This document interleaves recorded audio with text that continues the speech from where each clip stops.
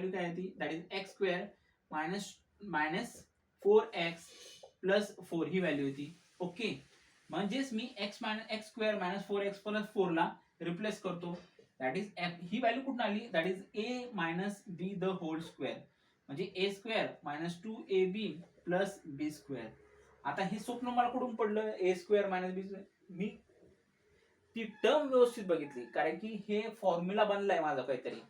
आता मी जर ह्या टर्मला डायरेक्ट लिहू शकत नाही. हे बघा, सी हा माझा 3a अंडरस्टूड.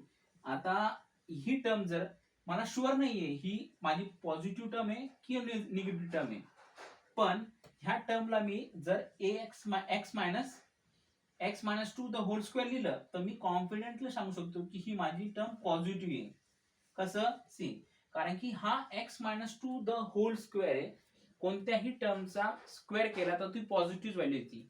समजा फॉर एक्झाम्पल -2 असेल तर त्याचा स्क्वेअर केला तर व्हॅल्यू 4च येणार, आणि +2 असेल, ओके, त्याचा स्क्वेअर केला तरी आन्सर त्याचा 4 येतं.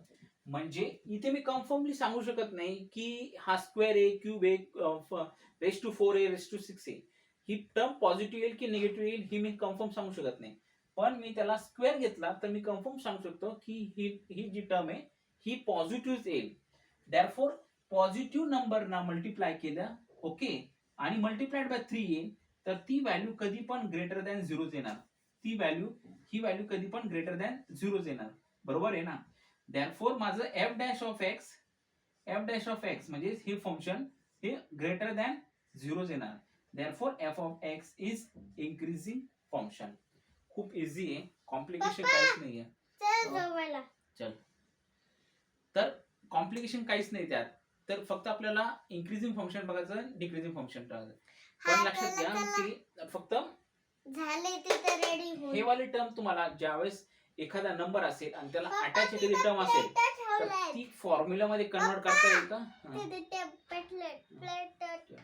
तर ती फॉर्म्युला मध्ये थोडंसं कन्वर्ट करता येईल का ते बघा, कारण की फॉर्म्युल्यानुसार बनवलं तर तुम्हाला सांगता येईल की ही टर्म कन्फर्म पॉझिटिव्ह आहे की कन्फर्म निगेटिव्ह आहे. अंडरस्टूड. थँक्यू. हम खाना खाते आते